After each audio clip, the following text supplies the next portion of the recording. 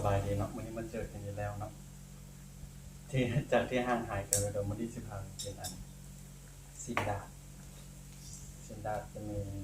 แล้วก็มีจุ่มจีนของมื้อนี้ซินดาดจะเป็นซีนหมูเด้อก็จะมีเห็ดเข็มแล้วก็เห็ดอันนี้เนาะเขาจะเรียกเห็ดอย่างไร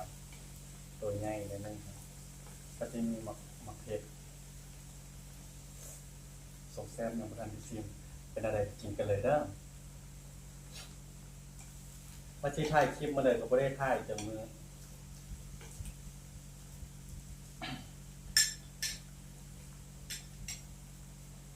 ทำไมใส่อันคลิปใดใส่บ่วงใส่ถ้วยแล้วยากแบบนี้เนาะมาใส่มืออะไรกว่า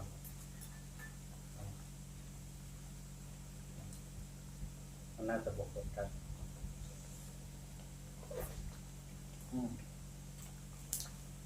ผั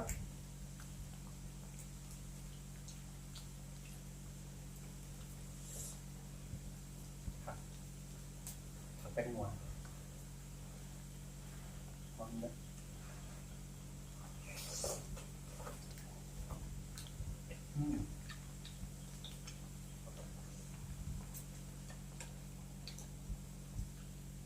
มาเสี่ยวเนยกับซีดมาใส่แล้วคิดไปคิดมายากหรอกกินแบบนี้เลยดีกว่า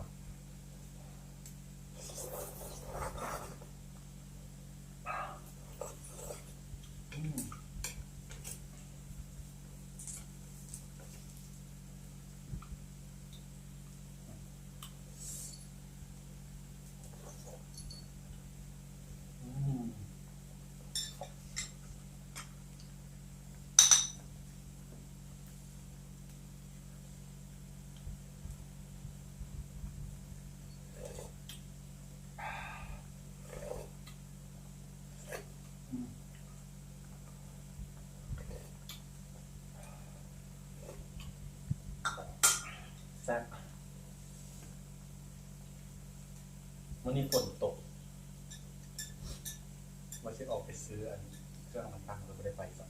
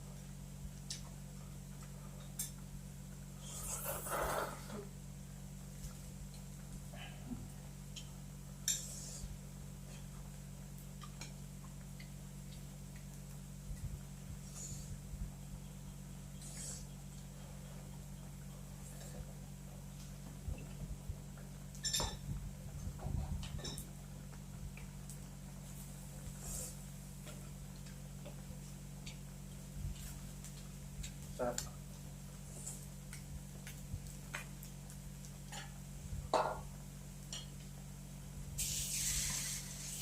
ตอนกินหมูของงานก็เพราะว่าซอยเอาเอง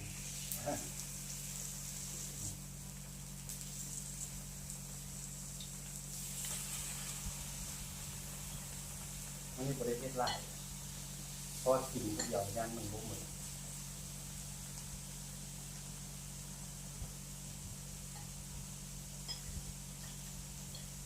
เป็นอะไรเสร็จตอนไหนจะกองกินเหมือนเนาะมันนี่ก็จะมุกวุ่นในนึงตัวเองเป็นวุ่นเองเนาะมันมีหลายอันแล้วมันกินยาก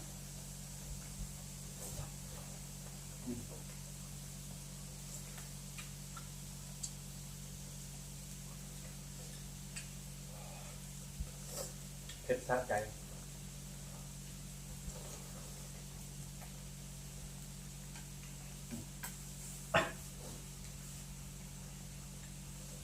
เผ็ด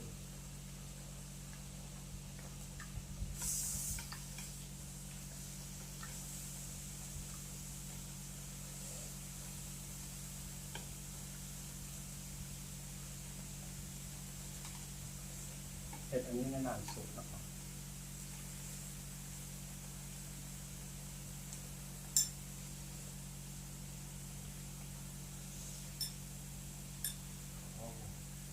ขวด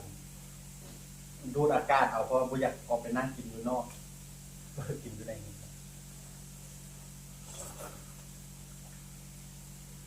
แล้วก็ซีสเปียร์ดับกินเอา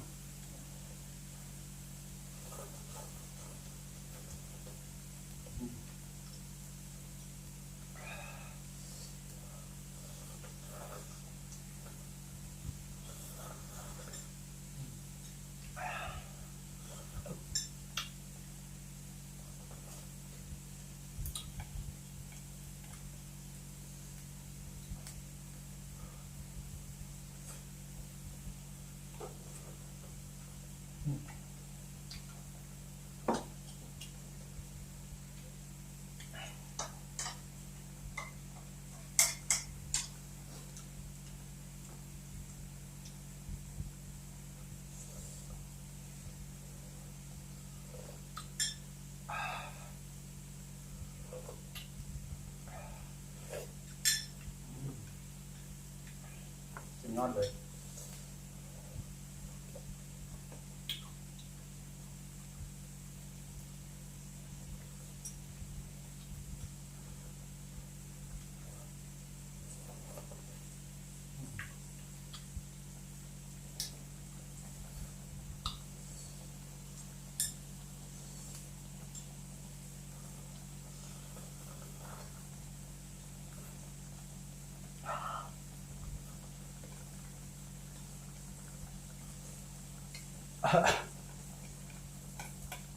ไปขึ้นคอขึ้นดัน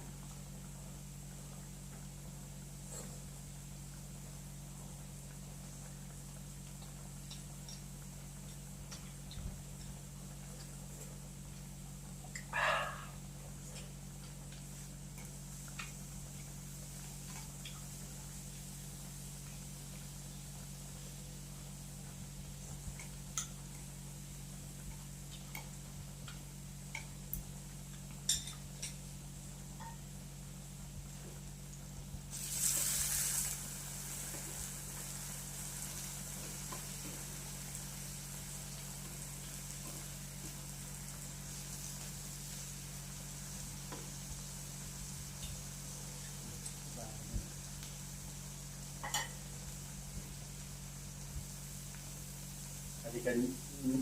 ล้างย่อมันเอาแค่ว่าจะมุ่นหมด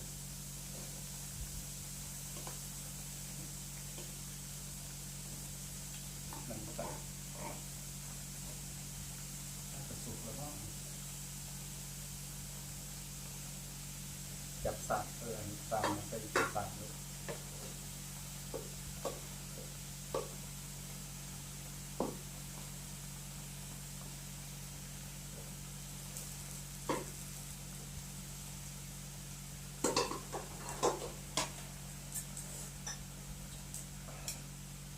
เริ่มเผ็ดแล้ว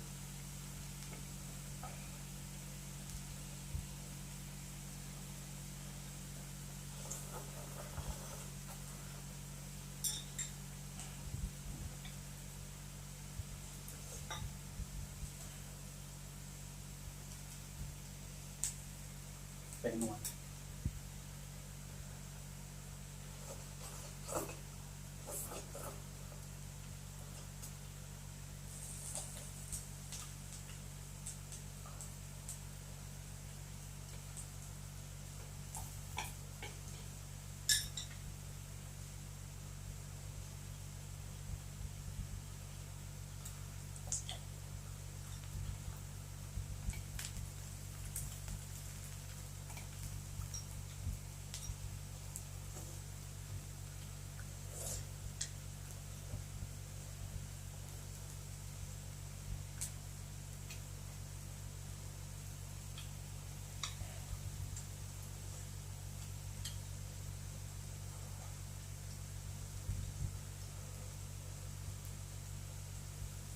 แค่ยังบุ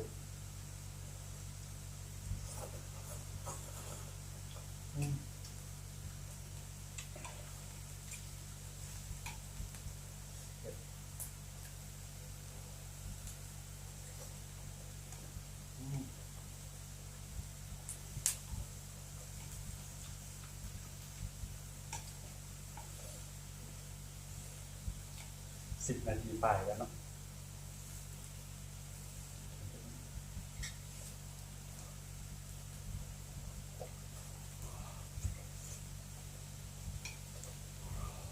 ฮอน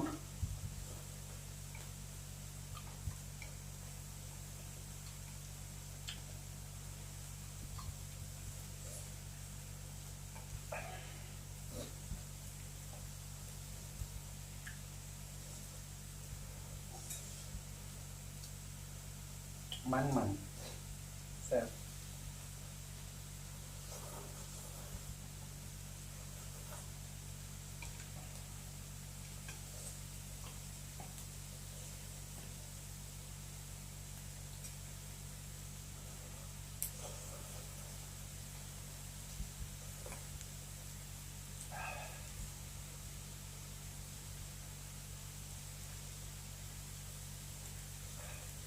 เป็นสะใจขนาด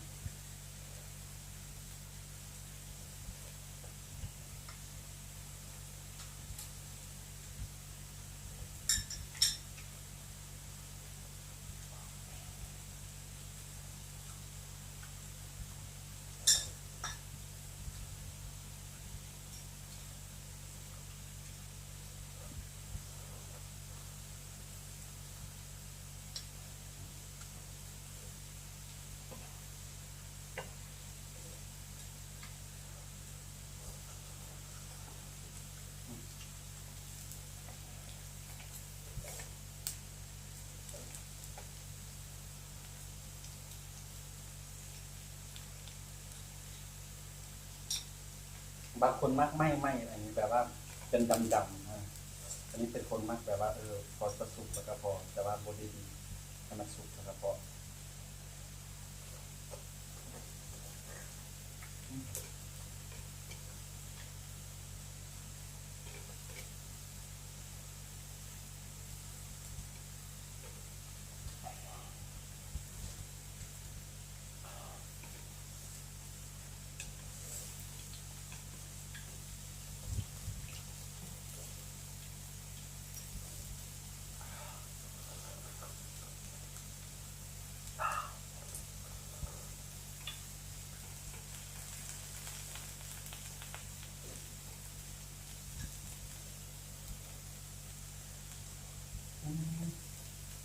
หอม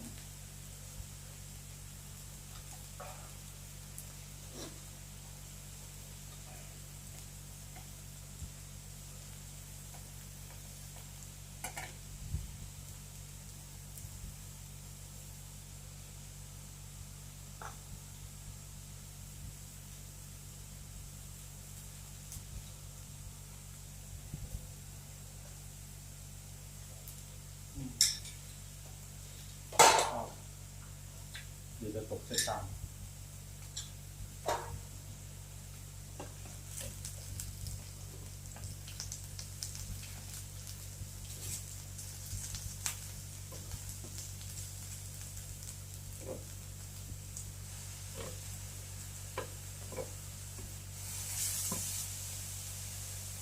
ประมาณ15 นาทีแล้วพอเนาะเพราะว่ามันที่เหงาโคตรมันอัพลงยากนะ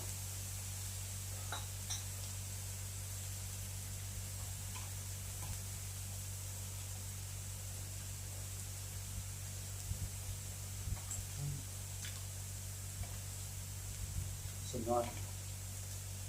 แบบว่าโดนกินให้นั่ง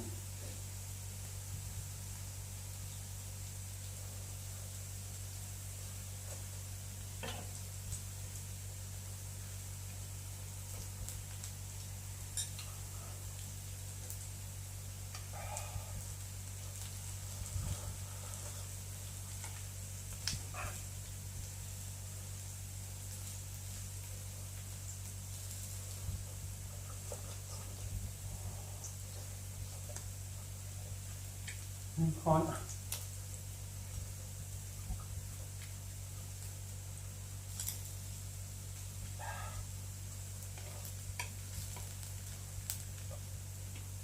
าทำให้อีกอันนึงที่ซ้ำเติมเป็นหยิบยากอะไรบ้างตัวนี้สัก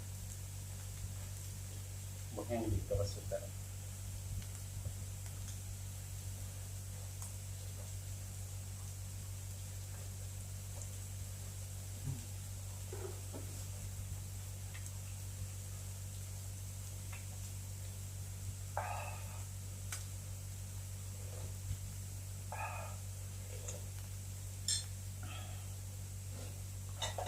มื้อนี้ก็เอาเท่านี้ก่อนเนาะเป็นอะไรก็ฝากกดไลค์กดแชร์กด Subscribe ให้เด้อขอบใจ